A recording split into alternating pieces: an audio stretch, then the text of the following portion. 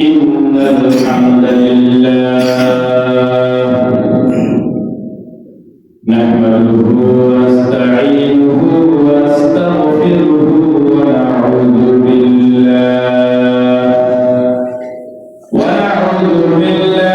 من شرور أنفسنا ومن سيئات أعمالنا من يهده الله فلا مضل له ومن يضلله فلا هادي له وأشهد أن لا إله إلا الله وحده لا شريك له وأشهد أن محمدا عبده ورسوله صلى الله عليه وعلى آله وأصحابه وبارك وسلم يا أيها الذين آمنوا اتقوا الله حق تقاته ولا تموتن إلا وأنتم مسلمون يا أيها الناس اتقوا ربكم الذي خلقكم من نفس واحدة وخلق منها زوجها وبث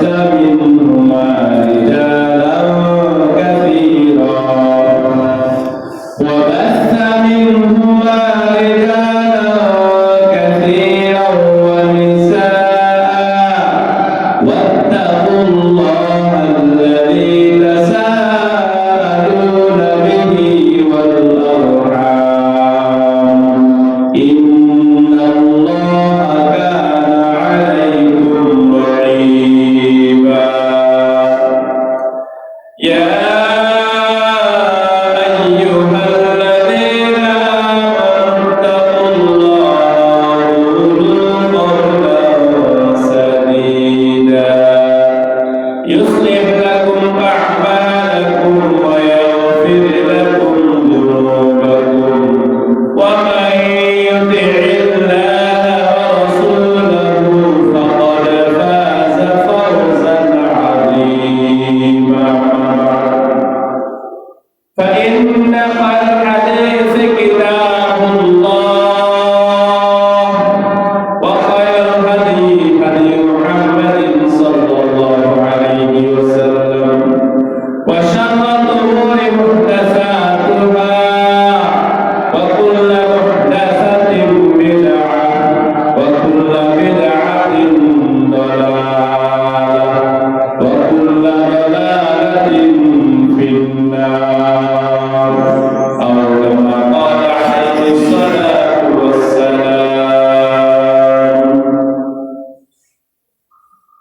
উপস্থিত মসজিদের উপবিষ্ট অত্র মসজিদের সম্মানিত দ্বীনদার ইমানদার মুরব্বী মুসল্লিয়ানে কিরাম ও আমার প্রাণপ্রিয় যুবক ভাইরা পর্দার আড়ালের সম্মানিতা মা ও বোনেরা লোক চক্ষু আড়ালের জিন জাতি ভাই বোনেরা সর্বপ্রথম আমরা সেই আল্লাহ শুকরিয়া আদায় করি যেই আল্লাহ সুবহানাহু ওয়া তাআলা দয়া করে অনুগ্রহ করে আমাদের অল্প সংখ্যক লোককে আগে আগে মসজিদে আসা বসা কিছু বলার শোনার তৌফিক দান করেছেন। এই জন্য আমরা আমাদের অন্তরস্থল থেকে মহান আল্লাহ শুকরিয়া আদায় করি আলহামদুলিল্লাহ। অতঃপর আমরা আমাদের প্রিয় নবী, প্রিয় রাসূল, প্রিয় ইমাম, প্রিয় আদর্শ নেতার প্রতি সংক্ষেপে দরুদ পাঠ করি সাল্লাল্লাহু আলাইহি ওয়াসাল্লাম। সম্মানিত উপস্থিতি, প্রতি জুমাবারে আজকের জুমায় আমরা আলোচনা শুনবো বিষয়টি হচ্ছে রমাদানের প্রস্তুতি। উক্ত বিষয়ে কোরআন ও সুন্নাহ থেকে সংক্ষিপ্ত আকারে আলোচনা করার চেষ্টা করব। আল্লাহ সুবহানাহু ওয়া তাআলা আমাদেরকে মনোযোগ সহকারে শোনার এবং করার তৌফিক দান করুন। আল্লাহুম্মা আমিন। রমাদানের প্রস্তুতি, এটা মানেই অনেকে বুঝে রমাদান মাস, এক মাসে ইফতারের আয়োজন করতে হবে, চানা গুড়, মুড়ি, পেঁয়াজ, রসুন ইত্যাদি দাম বেড়ে যাবে, এই জন্য আগে থেকে সব কিনে রাখতে হবে। এরপর রমাদান মাসে সিয়াম পালন করবো, এক মাস বাজারে আসা যাওয়া অনেক কষ্টকর হয়ে যাবে। এক মাসের জন্য গোশত, মাছ ইত্যাদি বাজার সাথে সবকিছু করবে, এটাই হলো রমাদানের প্রস্তুতি। অনেকে এই প্রস্তুতিটাই কি আসল প্রস্তুতি মনে করে। আমরা এই প্রস্তুতি নিয়ে আলোচনা করব না। যেটা আসল প্রস্তুতি সেটা হচ্ছে আমাদের এই রমাদানের ইবাদতের প্রস্তুতি। কি কি ইবাদত রয়েছে রমাদানে, সেই ইবাদত করার জন্য এখন থেকে মনস্থ করতে হবে, এখন থেকে অন্তরের দিক থেকে আমাদেরকে প্রস্তুত থাকতে হবে এবং আমাদেরকে নিয়ত রাখতে হবে সমস্ত ইবাদত যেন আমরা গত রমাদান হচ্ছে এই রমাদানে আরেকটু বেশি করতে পারি। গত রমাদান হচ্ছে আমাদের সালাতগুলো, সিয়ামগুলো, আমাদের তিলাওয়াত, কোরআন তিলাওয়াতগুলো সবগুলো আরো সুন্দর হয়, আরো সংখ্যায় বেশি হয়। এরকম পরিকল্পনা, এরকম নিয়ত করার নাম হচ্ছে রমাদানের প্রস্তুতি। সম্মানিত উপস্থিতি, রমাদান মাস সামনে আগত। এই রমাদান মাসে সবচেয়ে বড় ইবাদত হচ্ছে সিয়াম পালন করা। ফরজ ইবাদত, ফরজ ইবাদতের জ্ঞান অর্জন করা ফরজ। এজন্য আমাকে আপনাকে এই রমাদান সম্পর্কে, রমাদানের সিয়াম সম্পর্কে জ্ঞান অর্জন করতেই হবে। আল্লাহ সুবহানাহু ওয়া তাআলা পবিত্র কোরআনে সূরাতুল বাকারার মধ্যে 185 নম্বর আয়াতে বললেন, আউযু বিল্লাহি মিনাশ শাইতানির রাজীম, শাহরু রমাদানাল্লাযী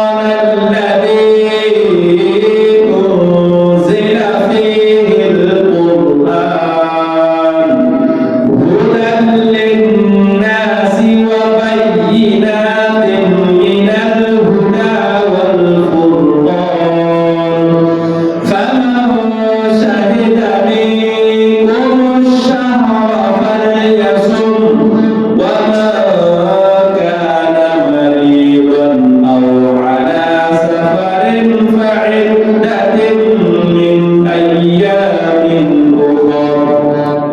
সম্মানিত উপস্থিতি, আল্লাহ সুবহানাহু ওয়া তাআলা রমাদান মাস সম্পর্কে বললেন, শাহরু রমাদান, রমাদান মাস, আল্লাযী উনজিলা ফীহিল কুরআন, যেই মাসে কোরআন নাযিল হয়েছে। রমাদান মাস হলো কোরআন নাযিলের মাস। এই কোরআন সম্পর্কে আল্লাহ বললেন, হুদাল লিন-নাস, এই কোরআনটি হচ্ছে মানুষের জন্য পথ প্রদর্শক। মানুষ কোন পথে চললে জান্নাত পেতে পারবে, কোন পথে চললে সে ভালো হতে পারবে, জান্নাতি হতে পারবে, সেই পথ দেখায় কোরআন। ওয়া বায়্যিনাতিন মিনাল হুদা, হেদায়েতের সুস্পষ্ট বিবরণ রয়েছে এই কোরআনে। ওয়াল ফুরকান, এই কোরআনটা হচ্ছে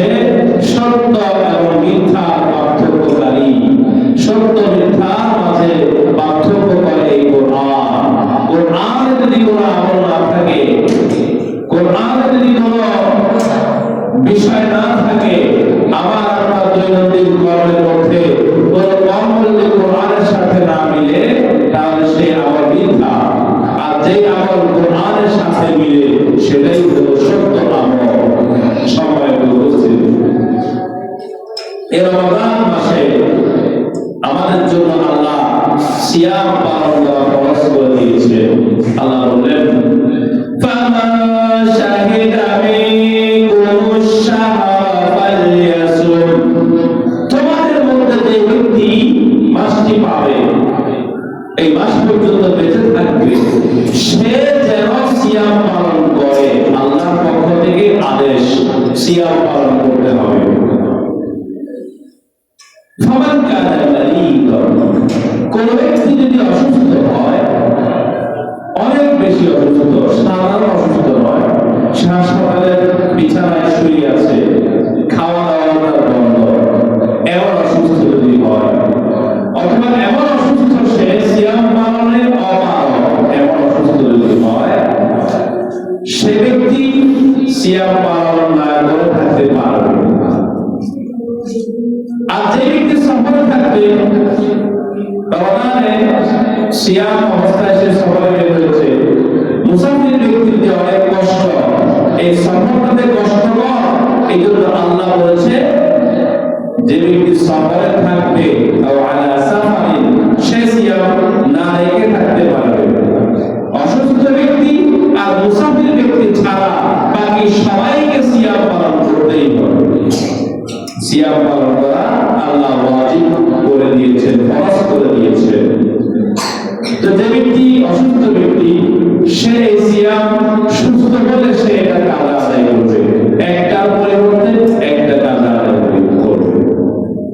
আর যে ব্যক্তি মুসাফির, সে যতদিন মুসাফির ছিল সিয়াম ভেঙেছে, যখন সে মুসাফির অবস্থা থেকে ফিরে আসবে রমজান মাসের পরের মাসে সেগুলো কি করবে? কাজা আদায় করবে। আরেক রমজান আসার আগে আগে কাজা আদায় করবে। সময় তো বলতে আমরা সবাই চাই শ্রেষ্ঠ হতে, সবাই চাই আমি একটু সম্মানিত হই। শ্রেষ্ঠ হওয়ার জন্য মানুষ অনেক টাকা বিলিয়ে দিচ্ছে, কষ্ট করছে, যে রাস্তায় রাস্তায় পোস্টার, ব্যানার, হ্যান্ডবিল, এগুলো দেখছেন কি জন্য? এগুলো দেখতেছেন মানুষ টাকা খরচ করতেছে সম্মান, তার যেটাকে সম্মানের পদক হয়, তার যেটা একটু মর্যাদা হয়, সেটা মানুষের একটু সম্মান পায়, একটু সম্মানিত হওয়ার জন্য সে উঠে পড়ে লেগেছে। কিন্তু আল্লাহ আমাকে আপনাকে সম্মানিত হওয়ার জন্য একটি মাধ্যম দিয়েছে। সারা পৃথিবীর মানুষের মধ্য থেকে আপনি সবচেয়ে শ্রেষ্ঠ হতে পারবেন, সবচেয়ে সম্মানিত হতে পারবেন। কিভাবে আপনি সম্মানিত হবেন? কিভাবে আপনি শ্রেষ্ঠ হবেন? হওয়ার জন্য আল্লাহ নবী বলেছেন, قال النبي صلى الله عليه وسلم خيركم من تعلم القرآن وعلمه, তোমাদের মধ্যে সেই ব্যক্তি সর্বশ্রেষ্ঠ যে ব্যক্তি কোরআন শিক্ষা করে এবং শিক্ষা দেয়। রমজান মাস কোরআনের মাস। আমাদের মধ্য থেকে যারা কোরআন জানি তারা ফ্রি কোরআন শিখাবো, আর যারা জানেন না তারা শিখতে আসবেন। কোরআন শিখবো এবং শিখাবো। রমজান মাসে এটা আমাদের একটা ইবাদত, একটা প্রধান কাজ হিসেবে ধরে নিব আমরা। আমাদের মাদ্রাসায় আলহামদুলিল্লাহ প্রতি রমজানে ফ্রি কোরআন শিক্ষার ব্যবস্থা থাকে, এই রমজানেও আছে। তো আপনাদের মধ্যে যারা কোরআন পারেন না তারা এসে এখানে শিখবে, কিছু হাতিয়ে দিয়ে হলেও শিখবে। মানে আপনি এই কোরআন শিক্ষা থেকে বঞ্চিত হবেন না। যদি আপনি কোরআন শিখান অথবা শিখেন, তাহলে এই কাজটির মাধ্যমে আপনি পুরো পৃথিবীর সমস্ত মানুষের মধ্যে শ্রেষ্ঠ মানুষের রূপান্তরিত হতে পারবেন। সুবহানাল্লাহ। শুধু দুনিয়াতে নয়, শুধু দুনিয়াতে নয়, আপনার এই সম্মান পরকালেও থাকবে, আপনি পরকালেও সম্মানিত হতে পারবেন। সুবহানাল্লাহ। সম্মানিত উপস্থিতি, এই রমজান মাসে আমরা চেষ্টা করব কোরআন তিলাওয়াত করব, কোরআন তিলাওয়াত শুনব, কোরআন তিলাওয়াত শিখানোর জন্য চেষ্টা করব এবং নিজেও শিখব, অন্যকেও শেখানোর জন্য চেষ্টা করব। আল্লাহ তৌফিক দান করুন। আল্লাহুম্মা আমিন। সূরা ইসরা আয়াত নম্বর 106 আল্লাহ সুবহানাহু ওয়া তাআলা বললেন, ওয়া কুরআনান ফারাকনাহু লিতাকরাহু আলাল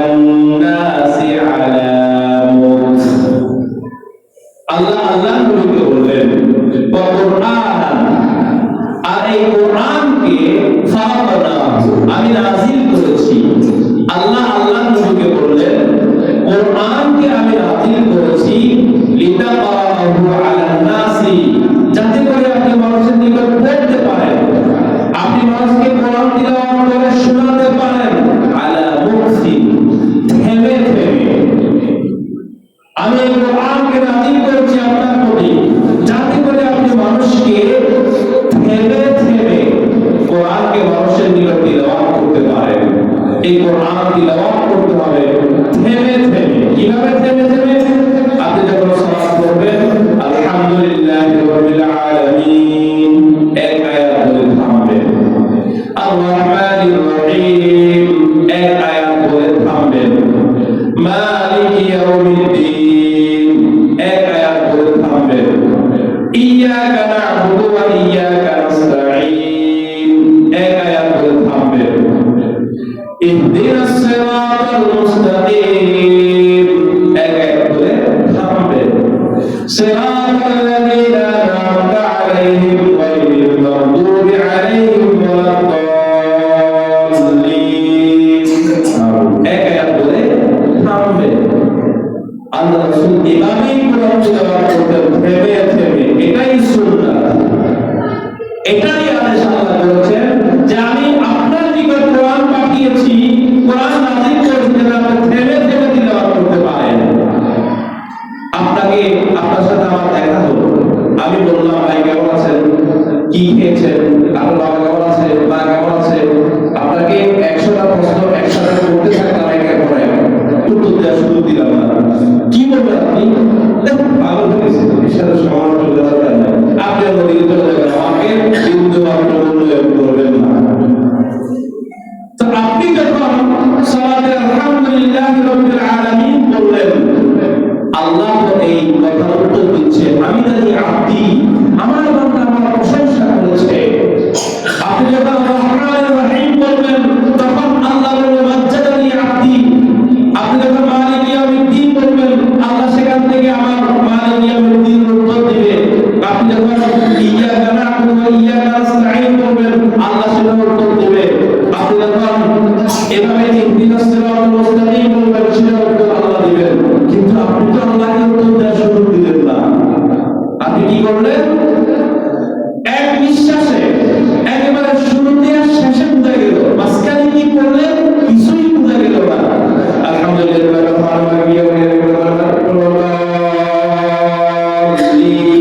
শেষে দোয়া বুঝা গেল, মাঝখানে কিছুই বুঝা গেল না। তাহলে রাসূলের সুন্নাহ মোতাবেক কোরআন তিলাওয়াত করলো না। এক, কোরআনের ভাষায় বলল না। দুই, এই কোরআনকে অপমান করা হলো, কোরআনের অর্থ বিকৃত হয়ে গেল, আল্লাহর কথাকে অমান্য করা হলো। আল্লাহ থেমে থেমে করতে বলেছেন আর আমি থেমে থেমে করলাম।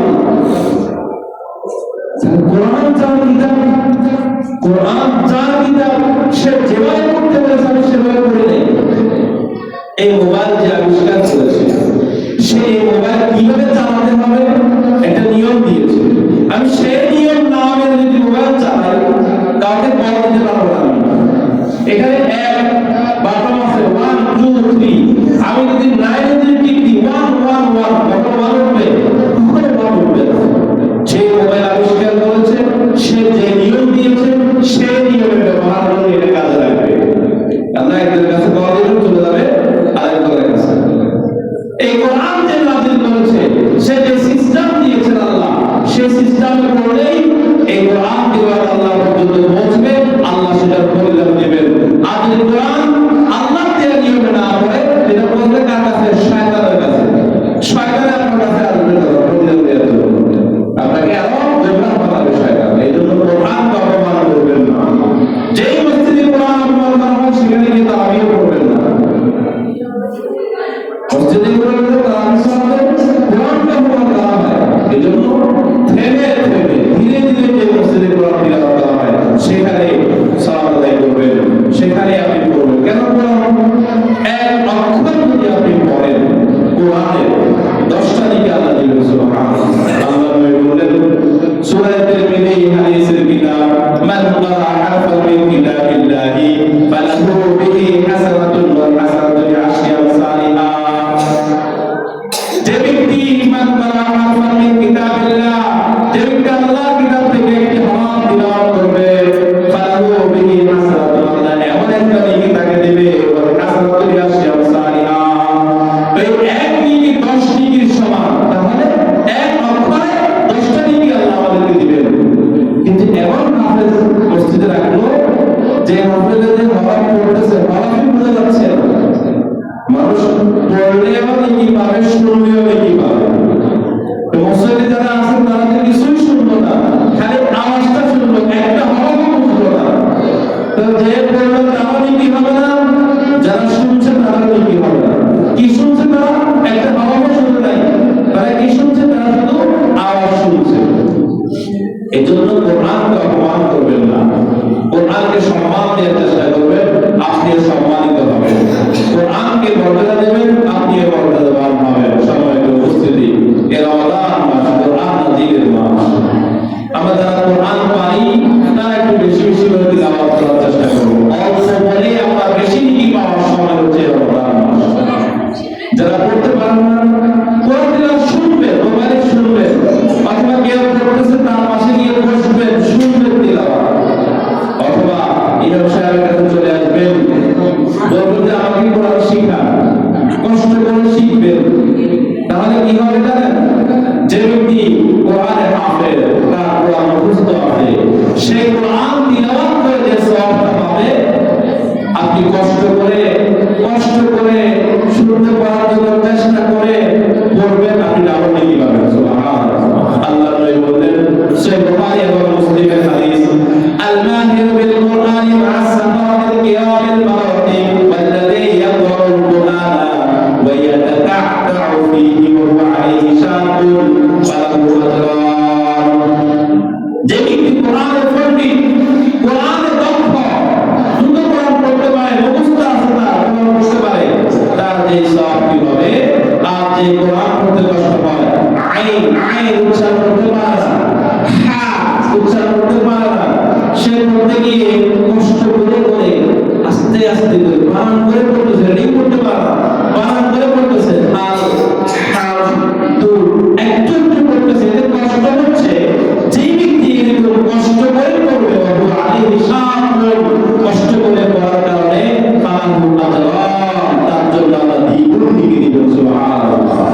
কষ্ট ছাড়া যে পড়ে তার চেয়ে দ্বিগুণ নেকি কষ্ট করে পড়লে পাবে। এই জন্য যারা পারেন না তারা বসে থাকবেন না, চেষ্টা করবেন পড়ার জন্য, কষ্ট করে পড়বেন। এই রমাদান মাস হচ্ছে কোরআনের মাস। সময়ের উপস্থিতি, এই কোরআনের সাথে আমাকে আপনাকে থাকতে হবে, কোরআন শিখতে হবে, শিখাতে হবে, পড়তে হবে, শুনতে হবে, কোরআন অনুযায়ী আমল করতে হবে, কোরআন অনুযায়ী সমাজকে, দেশকে পরিচালনা করতে হবে। যদি আমরা এই কোরআনের উপর থাকি, সেই মুসলিম হাদিসের কিতাব আল্লাহ নবী বললেন, ইকরাউল কুরআনা ফাইন্নাহু ইয়াতি ইয়াওমাল কিয়ামাতি শাফিআন লি আসহাবিহি।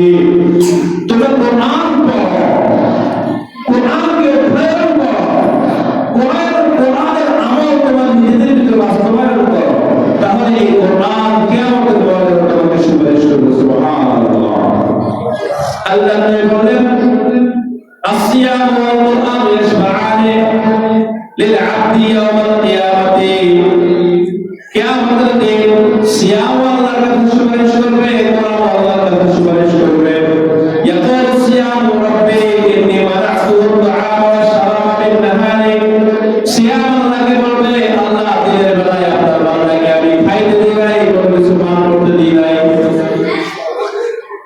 ফাশাফি'নি ফীহি, আমাকে তার ব্যাপারে সুপারিশ করার অনুমতি দিন। ওয়া ইয়াকুল কুরআন রাব্বি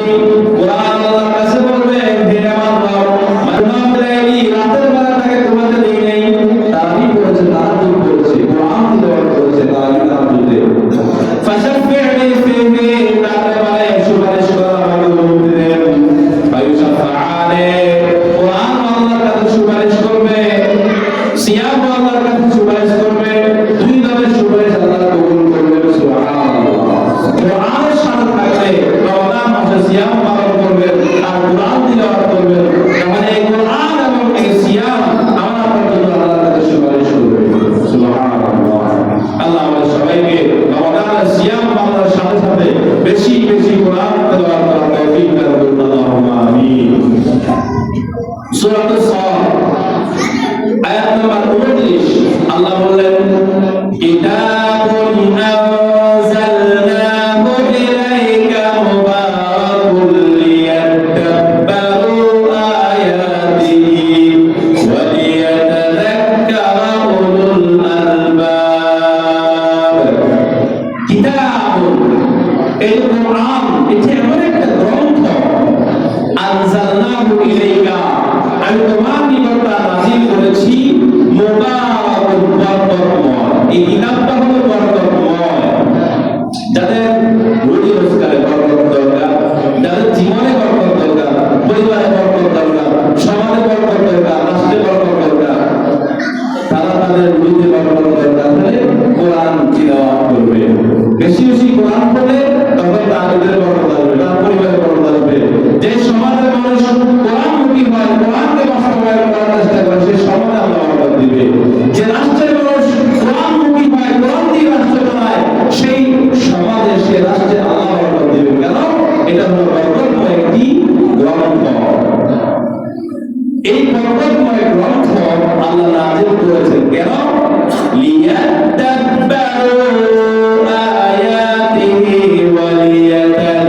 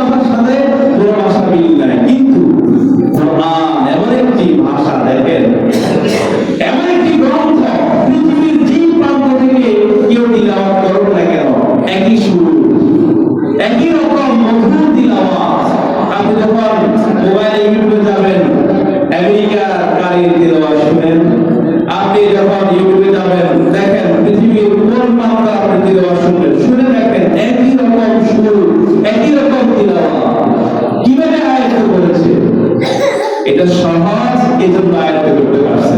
পৃথিবীর মধ্যে যত ভাষা আছে সবচেয়ে সহজ ভাষা হলো আরবি ভাষা।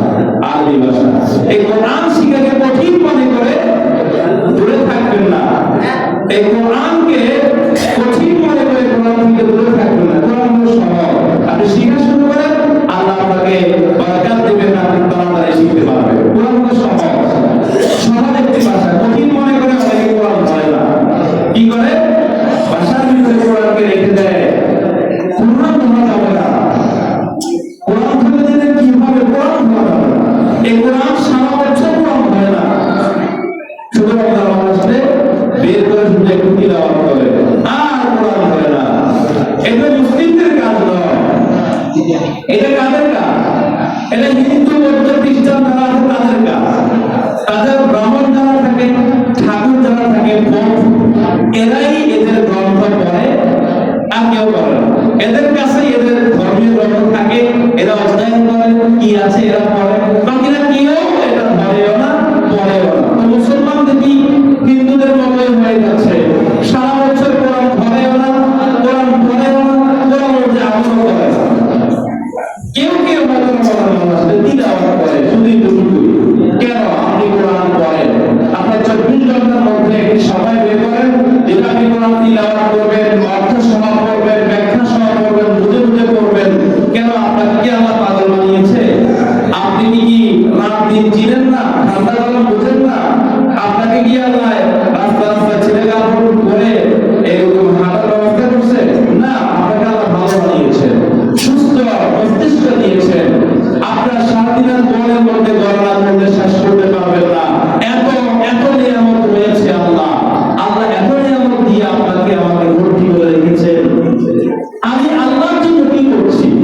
আল্লাহর এই গ্রন্থকে আমি তিলাওয়াত করছি না, আল্লাহর এই গ্রন্থের ভাব আদায় করছি না, তাহলে আল্লাহর নিয়ামত ভোগ করে আল্লাহর নাফরমানি করছি। সুতরাং আমাদেরকে সচেতন হতে হবে। আমার 24 ঘন্টা সময়ের মধ্যে আমি কিন্তু সময় বের করব, সারা বছর আল্লাহর কোরআন পড়ব, শিখব, সেই অনুযায়ী আমল করার চেষ্টা করব। আল্লাহ আমাদেরকে তৌফিক দান করুন, আল্লাহুম্মা আমিন। এই কোরআনকে সূরাতুল কমারের মধ্যে 17, 22, 32, 40 চারটি জায়গায় আল্লাহ বলেছেন, ওয়ালাকাদ ইয়াসসারনাল কুরআনা লিয-যিকরি ফাহাল মিন মুদ্দাকির। আল্লাহ বলেন, আমি এই কোরআনকে সহজ করেছি লিয-যিকরি, উপদেশ গ্রহণ করার জন্য। আছে কি কোনো উপদেশ গ্রহণকারী? একবার বলেন না, তিনি চারবার বলেছেন। আল্লাহ ডাক দিচ্ছেন, আছে কি উপদেশ গ্রহণকারী? কি আছে উপদেশ গ্রহণ করবে? এই উপদেশ গ্রহণ করার জন্য আমি এই কোরআনকে সহজ করেছি। আল্লাহ আমাকে আপনাকে 4টি বার ডেকেছেন। সুতরাং আমি আপনি আল্লাহর এই ডাকে কয়বার সাড়া দিয়েছি? সারাদিন মোবাইল আপনি কয়বার হাতে নেন? কোরআনকে কয়বার হাতে নেন? মোবাইলের হক ঠিকভাবে আদায় করেন। মোবাইলের হক কি? মোবাইলটা টিপবেন, ব্যবহার করবেন, এটা মোবাইলের হক। ব্যবহার না করলে নষ্ট হয়ে যাবে। চিন্তা করে দেখেন, মোবাইল সাউন্ড না দিলে মোবাইলের ব্যাটারি নষ্ট হয়ে যাবে, এটা আপনার মাথায় আছে। এটা খুব ভালো করে আপনার মাথায় সেভ আছে, যেন প্রতিদিন মোবাইলে সাউন্ড দেবে। কিন্তু এই কোরআনকে না পড়লে যে আপনি কোরআনে বিশ্বাসী হবেন না, শতবার মুখে পড়লেও আপনি কোরআনে প্রকৃত বিশ্বাসী হবেন না, এটা আপনার মাথায় নাই। এগুলো আপনি মাসের পর মাস পার হয়ে যাচ্ছে, কোরআন আপনি ধরছেন না। এই জন্য কোরআনকে আল্লাহ সহজ করেছেন উপদেশ গ্রহণ করার জন্য। আল্লাহ আমাদেরকে ডাক দিলেন, বললেন উপদেশ গ্রহণ করার জন্য আমাদেরকে সচেতন হতে হবে, কোরআনকে তিলাওয়াত করতে হবে, বুঝতে হবে। আপনি আমাদের কি করতেছেন? ইমাম সাহেব তিলাওয়াত করছে, আপনার মন চলে যাচ্ছে ওই বাজারের দিকে, বাড়ির দিকে, আপনি বুঝছেন না কি বলছে ইমাম সাহেব, বুঝতেছেন? আপনি ছোট ছোট যে সূরাগুলো আছে এগুলো অর্থ শিখেন, এগুলো তাফসীর শিখেন।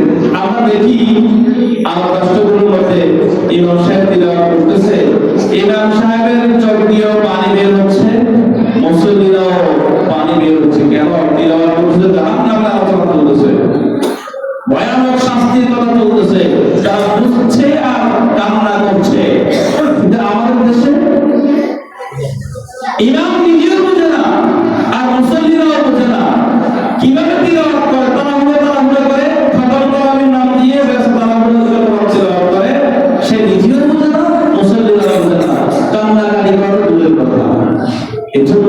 আমাদেরকে ফিরে আসতে হবে ইসলামে।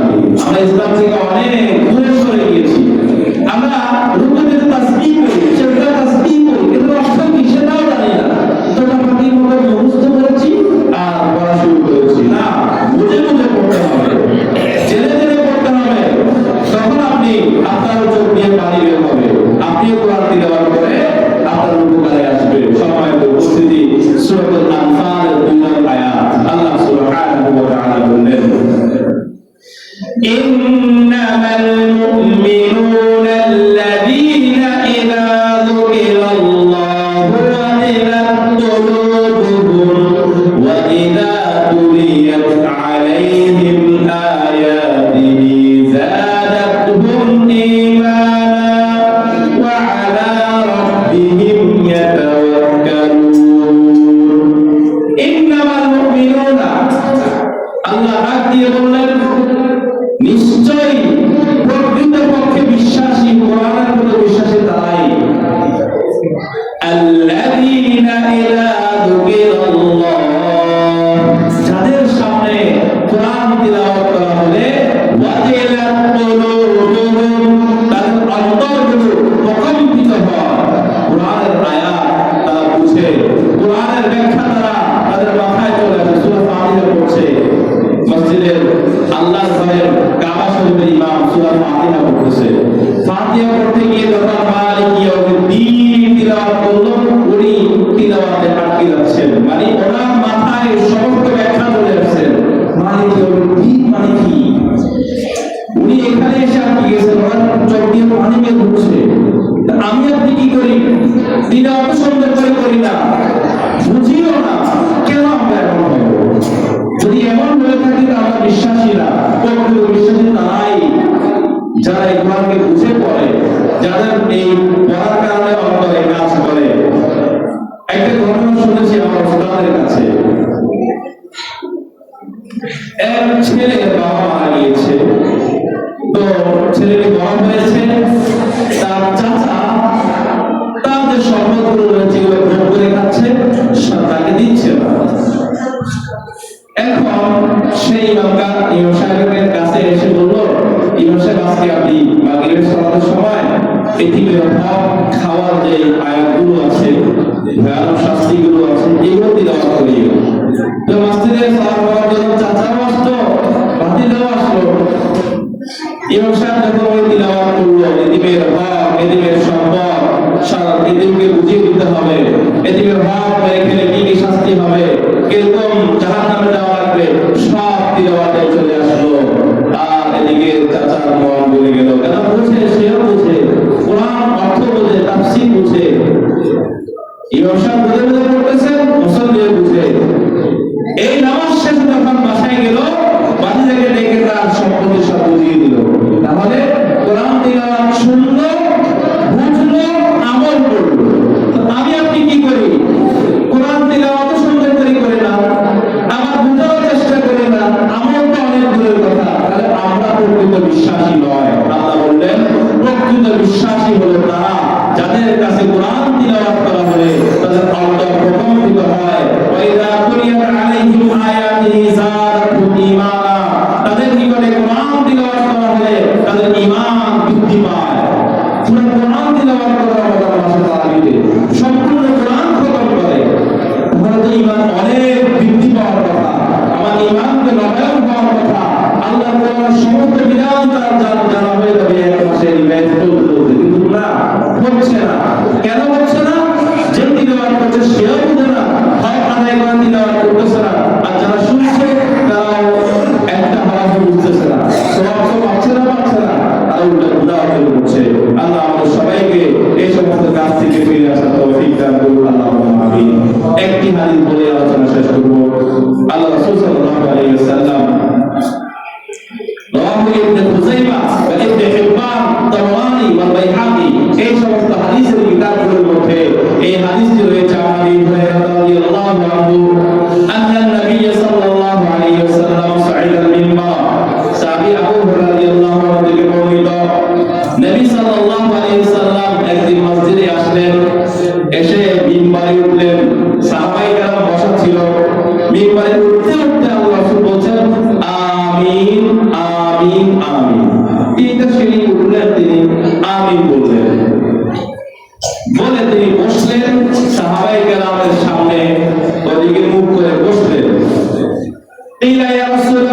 ইন্নাকা হিনা সাইতাল মিম্বারা কুলতা আমিন আমিন আমিন।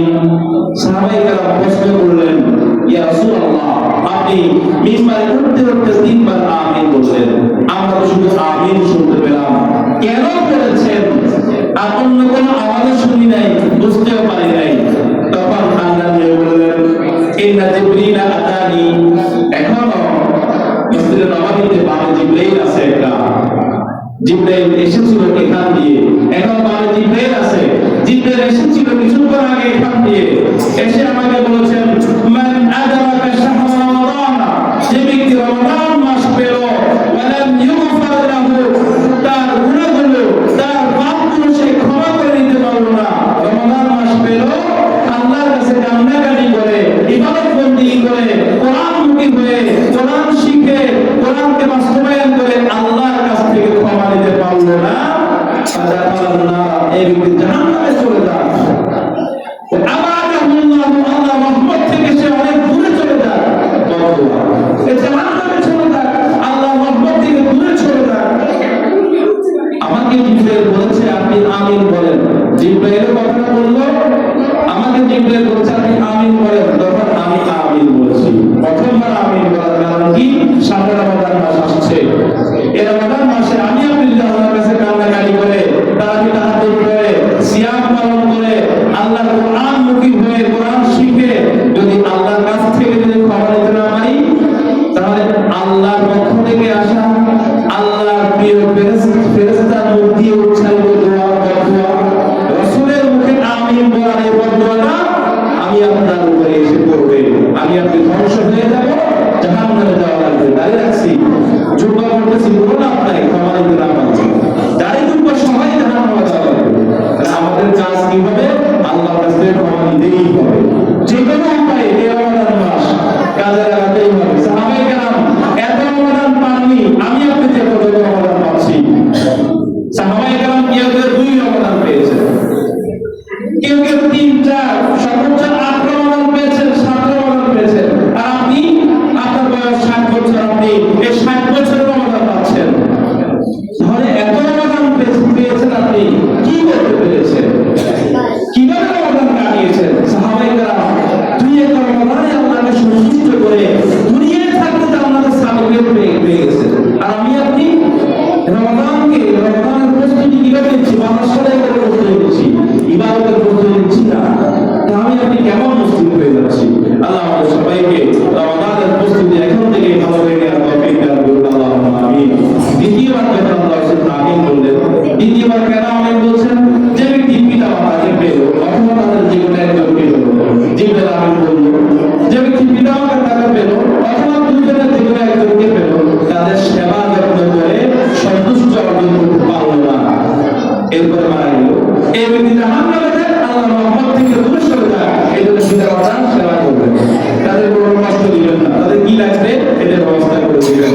আল্লাহ সুতরাং আমিন বলছিলেন। তৃতীয়বার আমিন বলার কারণ হচ্ছে, যার নিকটে রাসূলের নাম উল্লেখ করা হবে, মুহাম্মদ শব্দটি যখনই আপনার কানে আসবে, রাসূলের নাম আসবে, কি বলতে হবে? সাল্লাল্লাহু আলাইহি ওয়াসাল্লাম। জিবরাইল আমিন বললেন, যার কাছে আপনার নাম উল্লেখ করা হবে, আর যেই ব্যক্তি সাল্লাল্লাহু আলাইহি ওয়াসাল্লাম বলবে না, দুরূদ পাঠ করবে না, সেই ব্যক্তিও জাহান্নামে চলে যাক, আল্লাহর রহমত থেকে দূরে সরে যাক, বদদোয়া করলেন। জিবরাইল আমিন বললেন, আল্লাহ রাসূলকে আমিন বলতে বলেছেন, তখন আল্লাহ রাসূল আমিন বললেন। 3টা বদদোয়া। এজন্য রমজান মাসে ক্ষমা নিবেন আল্লাহর কাছ থেকে, পিতামাতার সেবা করবেন, যখনই রাসূলের নাম শুনবেন তখনই সাল্লাল্লাহু আলাইহি ওয়াসাল্লাম বলবেন। সম্মানিত উপস্থিতি, আজকের আলোচনা এখানে সংক্ষিপ্ত করলাম।